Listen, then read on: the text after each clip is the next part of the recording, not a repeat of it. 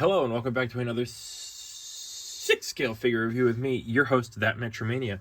And today we have, the fourth figure in this S-Hero DC animated universe line. We had the Shadow, we had the other one, we had the Superhero. I think it was Shadow Hero, Dark Hero, Superhero. And now we have Female Hero, Horridnam. Wonder Woman from the DCAU. The box is nice. It's just a little silly that it's called Female Hero. They went as simple and basic as possible. And yeah, that's about it. The box looks okay. It's like the other ones. It kind of has the theme of the hero while also just showing like a silhouette of the figure on the front there. Spinning around, you can see Superhero. That's not what the figure's called. On the back, it looks like a shoebox. There is a vague outline of a Wonder Woman logo there. It's more like a silhouette of it, so they don't get in trouble. And then Superhero again.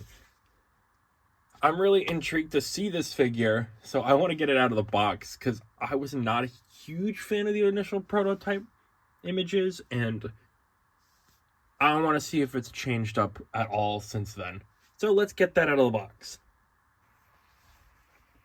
This is a weird one. Everything about this doesn't quite feel, I don't know, up to a normal 6-scale standard figure. It kind of looks more like a Mondo thing going on here with all these exposed joints and the fact that the outfit is plastic. There's no fabric on this. It's all like rubber or sculpted pieces. The way the head attaches is really weird because it's not really secured on there. And it's got this weird thing going on with like this redness on all the joints as if they've all been like rubbed profusely together. It's weird. And I almost feel weird talking about it because you could see there's some very pronounced pieces there that stand out pronouncedly. But I got it, and I'm here to talk about it. So why don't we get Diana here off the spinning turntable and talk about her and all of her lovely accessories. So for starters, she has this sword here. I don't ever really remember her using a sword in the show. Like, I can't remember off the top of my head her using a sword. There's probably an instance where she does, but I don't remember it. But it does just kind of very difficultly go around all, and then hangs here on her waist. It is a nice sword. Pretty simple, though. Oopsies. And as you can see, it does have its sheath on the side here, also just as simple. She's got two versions of the Lasso of Truth here. A fully wrapped up one, which is supposed to be able to hang on her side, but I haven't found a way to do it yet. I think this is a tiny magnet, but it's not quite doing its job. It's not magneting. And then there's one which has a little bit of an extension on it, in case you wanted her to slightly be throwing it. It's a weird, like, piss yellow. Like, I didn't drink enough water today, piss yellow. And I don't know how to feel about it. We do have some of her other bracers here with some little badink effects, like she gets shot at and she blocked it. These are cool. These are nice display pieces. I like these. This feels like it might break easily, though, so just be very, very careful with that. But that looks really cool. And we do have some extra sculpts here, because instead of just making, I guess, the head switch out, they made it so it's the entire sculpt. So we've got angry sculpt, and we've got slightly shock sculpt. And the hair is not different on any of these. It's just this huge mass globular piece. And I don't really like it. They do have moving eyeballs. But the hole is kind of small. So they give you this like big, like the thing that they wrap around a dog's, like a creature's neck at the park when animal control gets called in. And you kind of just have to work with it. It's not, this is a bad design. I think anybody could agree this is a bad design and it's not really working. Oh, I got it. All right, so that's, yep, eyeballs do move, confirmed. That's really bad. I would never use that in my life. The eyes are in a fine spot already, so I'm not too worried about that. Anyway, let's bring it up to the main sculpt. So, the sculpt is not bad. It could be better. It's not bad. It does sit really loosely because this is what's connecting the head. So there's this tiny little hole here, as you saw, and it just kind of sits there. You can kind of support the head with the hair on the shoulder. That's pretty much the best you're gonna get. I'm still not a huge fan of it. The sculpt, again, looks okay. I like the crown there. That looks really nice. The face does a nice enough job of kind of representing how she looks. It doesn't look as mature as she does in the show, I feel, in my opinion, but it looks alright. It's serviceable.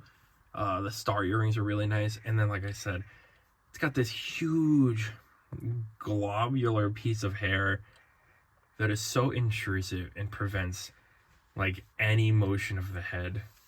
Because if I... Like, this is... And I'm just scared because of all the weight from the hair is pulling it back at the same time.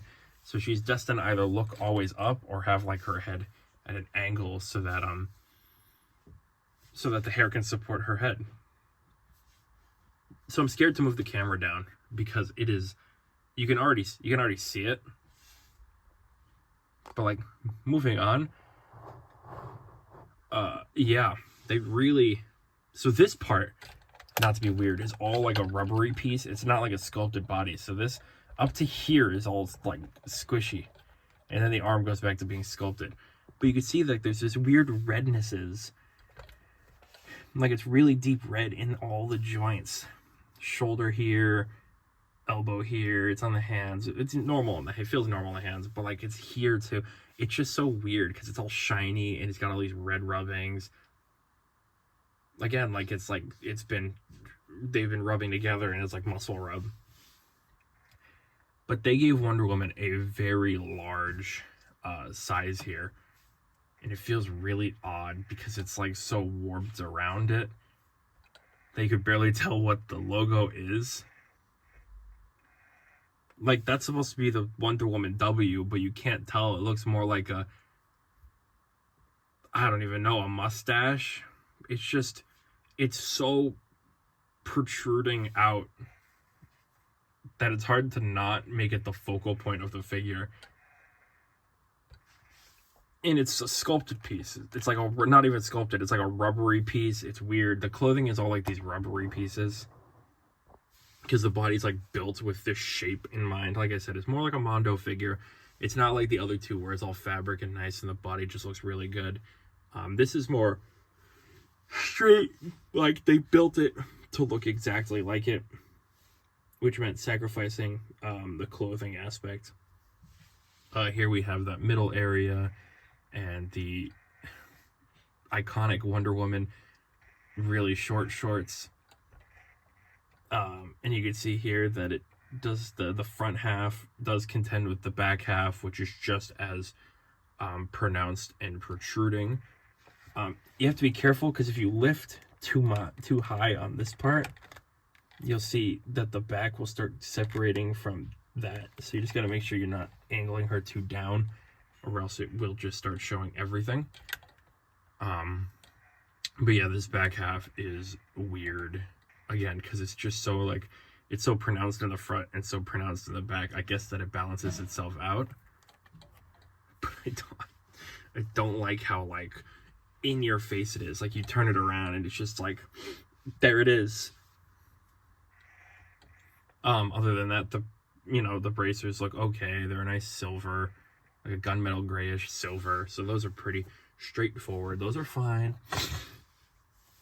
And then we just have legs, which are kind of weird. Because again, at the knees, we have this weird redness and we have this ugly knee joint that doesn't really look all that great. It's kind of like the Harley Quinn one, but if it didn't cover even, it's like the Harley Quinn one if it covered even less. Also, for some reason, this joint's covering more. Now you can see the one on this one is covering more than this one. I can't get that one to cover anymore. Oh, there we go. It's just a weird angle. All right, so normally it's supposed to... Oh, I don't even know, man. These legs are weird. Then we have these boots, which look nice. It's got that nice white stripe on it, and it's a high heel boot, obviously, because woman. So all in all, I mean, altogether, Diana here is something of an amalgamation of other things. But she looks okay. It looks like Wonder Woman. It looks like the animated Wonder Woman, so it's not like I'm not getting what I asked for. It's just at the same time, I'm getting such a odd thing. It feels weird to have in hand. But anyway, I'm going to grab a Batman and the Superman, and we're going to get them all standing next to each other so you can see how short she is compared to those two. So as you can see here, Wonder Woman is really, really small. And yes, she is smaller in the show, but she's not this much smaller in the show. They're all kind of relatively heighted similarly. Like Superman and Batman are big. Martian Manhunter is big. But like Wonder Woman is not this small, I swear to you. It just looks so weird because she looks like she doesn't belong with these two. Because they're like these huge guys. Like Batman is already abnormally large compared to everyone else. Like, look how big he is. Superman looks good. Superman looks like a perfectly... How do I want to say this? Superman looks perfectly like how he should. He's got like a good size to him. He's got the musculature. And honestly, the Superman and Wonder Woman comparison isn't too bad. I wish he was still a little bigger. But the Batman is what's taking me out of it because he's just so big everywhere. He's taller than Superman. He's bigger than Wonder Woman. It's just so weird. Maybe if I had a few more, they could kind of all blend together. But for now, it just looks so odd with these three and Wonder Woman being so small. But I didn't design him. I don't want to question design choices. I don't want to be that guy. So I'll let that slide for now. Anyway, let's move on to articulation. So if I didn't make that obvious already, we're not going to get that Metromania iconic trademark and patented life ending 360 degrees. We'll get about to here and here. The hair is going to be in your way. You can go up to... Your head articulation is not going to be great because it's got, like I said, this weird head connector that makes the neck look a little too long, and it's just a whole can of worms, and I don't really like it all that much. But that's just that. She does have some crunch due to this rubber suit. Arm goes up that far. Just be careful. These joints are kind of tight. Elbow bend. Arm goes 360 because it's free. You have a perfect leg spread there. But then it exposes this weird joint. Leg goes up that far. Leg technically goes back that far. Knee bend and ankle articulation. But it won't be very helpful because those high heel boots are not going to support her all that well anyway. She can get some good poses out. It's just a matter of can you balance her with that big noggin on her head. So all in all, what can I say other than this is a strange one because like it looks like what it wants to be. But it's got all these weird shortcuts and shortcomings that don't quite make it as good as it could be. It's like if you had a rock that looked really cool as a rock, but it was like all hollow on the inside. It's like having the world's biggest... It's like a tall glass of soda. It's like when you go to a restaurant and you get the big glass of soda, but it's full of ice, so it's only like a little bit of soda anyway. So it's kind of a waste. That's what this is. This is like, it looks like a big, refreshing, tall glass of soda, but it's full of ice, so it's not quite what you wanted it to be in the end. It looks like Wonder Woman, and it's got a lot of Wonder Woman properties, but because it's got all these weird joint things, and the body is weird, and the way the sculpt is weird, it just doesn't quite hit the way the previous two did, especially the Batman. The Batman, I love it. I love that Batman. The Superman was a little iffy because the cape and the boots didn't match, but then they resold it, and that was a little janky, and I didn't like that. It felt a little scummy. But this one, it feels like they're like, oh, we forgot. We said we're going to do Wonder Woman. Now we actually have to do the Wonder Woman. And then they just kind of quickly, like,